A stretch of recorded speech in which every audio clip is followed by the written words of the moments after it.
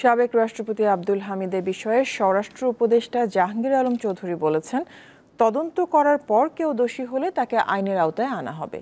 সাবেক এই রাষ্ট্রপতি থাইল্যান্ড থেকে দেশে ফিরলেও তার বিরুদ্ধে কেন ব্যবস্থা নেওয়া হয়নি জানতে চাইলে স্বরাষ্ট্র উপদেষ্টা বলেন, নির্দোষ কেউ যেন কোনো অবস্থাতেই সাজা না পায়, সেজন্য আগে তদন্ত করতে হবে।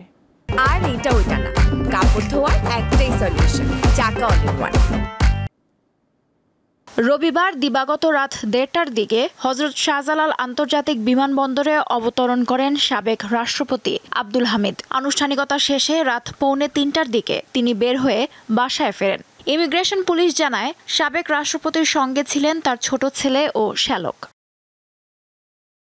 7 মে রাতে আব্দুল হামিদ ব্যাংককের উদ্দেশ্যে ঢাকা ছাড়েন, যা ব্যাপক আলোচনার জন্ম দেয়। এ ঘটনায় কিশোরগঞ্জের এসপিকে প্রত্যাহার করা হয়। এছাড়া ইমিগ্রেশনে নিয়োজিত একজন অতিরিক্ত পুলিশ সুপারকে প্রত্যাহার এবং উপপরিদর্শক ও সহকারী উপপরিদর্শক পদমর্যাদার 2 জন কর্মকর্তাকে সাময়িক বরখাস্ত করা হয়েছে।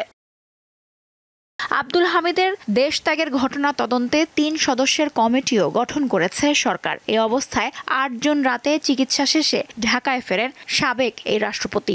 বৈষম্য বিরোধী ছাত্র আন্দোলনে হামলা ও গুলির ঘটনায় কিশোরগঞ্জে তার নামে একটি মামলা রয়েছে। শেখ হাসিনা সহ মোট আসামি 124 জন। আব্দুল হামিদের বিষয়ে সোমবার স্বরাষ্ট্র উপদেষ্টার দৃষ্টি আকর্ষণ করেন সাংবাদিকরা। রাজধানীর যাত্রাবাড়ী থানা পরিদর্শনে গেলে তিনি প্রশ্নের মুখোমুখি হন। কিশোরগঞ্জে এদের ক্ষেত্রে ধরেন একটা উপদেষ্টাদের একটা 3 জনের একটা কমিটি হয়েছে, ওনাদের একটা রিকমেন্ডেশন দিছে।